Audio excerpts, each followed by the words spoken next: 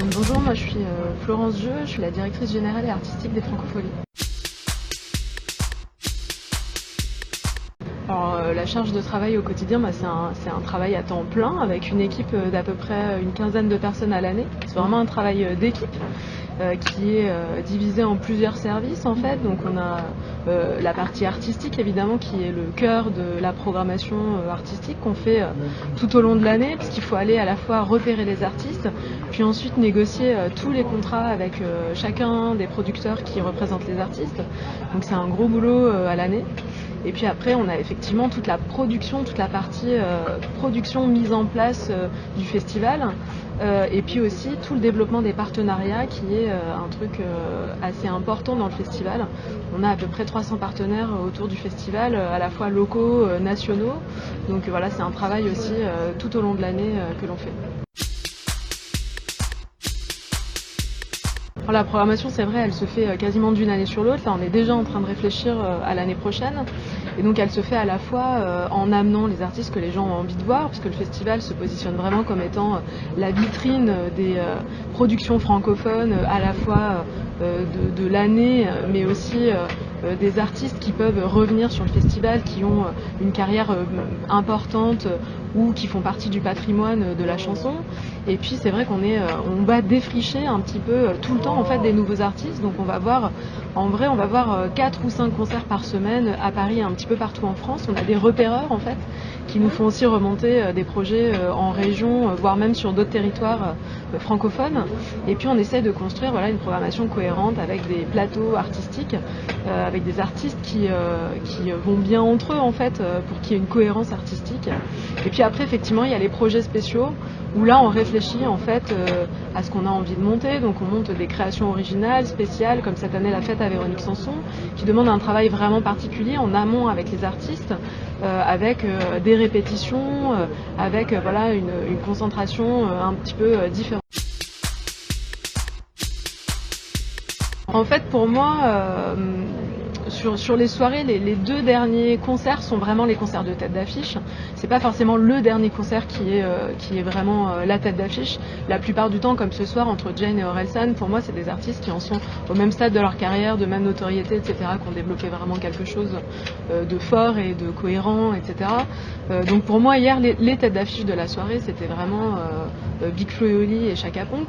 Mais c'est vrai que c'est très rigolo. Je l'ai un peu pris comme un message subliminal parce que ça a fait partie effectivement des discussions qu'on a eues en amont avec eux, et c'est vrai qu'ils avaient vraiment très envie de jouer de nuit, et donc je leur ai proposé de jouer effectivement pas complètement de nuit au départ, en tout cas plutôt entre chien et loup au moment où le soleil, où la nuit arrive, mais c'est vrai qu'ils avaient très envie de jouer de nuit parce que pour eux ça représente effectivement le fait d'être une tête d'affiche. Maintenant aux Francopholies, il faut savoir que le jour tombe tard parce qu'on est en plein été, on est au mois de juillet, qui fait nuit à 23h et qu'on ne peut pas faire jouer tous les artistes à partir de 23h. Mais voilà, pour moi, le meilleur spot sur les Francopholies, c'est le spot que Big Flo et Oli avait hier avec le coucher de soleil. Je trouve que c'est vraiment le meilleur moment de la journée. C'est vrai que Big Flo et Oli, c'est un vrai bon exemple parce que pour le coup, on a été vraiment le premier festival à les accompagner. Ils sont venus au Chantier des Franco faire des résidences de travail alors qu'ils avaient 17-18 ans tous les deux. Ils commençaient tout juste à écrire des chansons, à faire des choses, etc. On les a repérés, je les ai vus dans une petite salle. Voilà, j'ai vraiment adoré ce qu'ils amenaient. Ils étaient très jeunes, mais à la fois on sentait qu'il y avait un truc hyper fort, que ça allait devenir quelque chose d'intéressant en tout cas à défendre. Et donc on les a accueillis au chantier, c'était vraiment le tout début, et c'est vrai qu'on est hyper fiers aujourd'hui de se dire que hier ils étaient en tête d'affiche de la soirée. C'est un travail aussi un peu commun en fait. On les a accompagnés toutes ces années-là, ils sont revenus plusieurs fois sur le festival.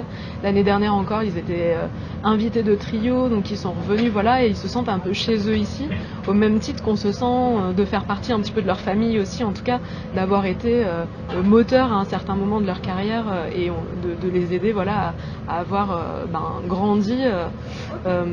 Et c'est vrai que ces artistes-là, donc, qui viennent tout au long de l'année au Chantier des Franco, qu'on accompagne sur leur développement de carrière et scéniquement, etc., par des résidences de travail, on s'attache à eux et voilà, cette sélection, en fait, on l'a fait de manière très subjective, mais assumée.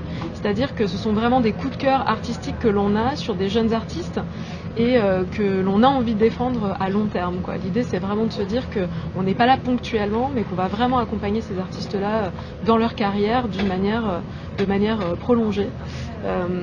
Donc voilà, c'est pour ça qu'on leur offre aussi cette visibilité sur la grande scène à un moment donné où ils démarrent leur carrière, comme Voyou et Suzanne hier, où j'ai revu Suzanne juste après sa prestation et où effectivement là elle en est à un stade de sa carrière où elle a fait ses premiers pas sur une grande scène, où forcément ça sera un truc hyper marquant dans sa carrière et où voilà, on est extrêmement fiers de pouvoir dire que voilà, elle a fait ses premiers pas ici et que on l'amène aussi à être connue par un public plus large, quoi. Et c'est ce truc déclencheur aussi qui est extrêmement intéressant à développer, je trouve.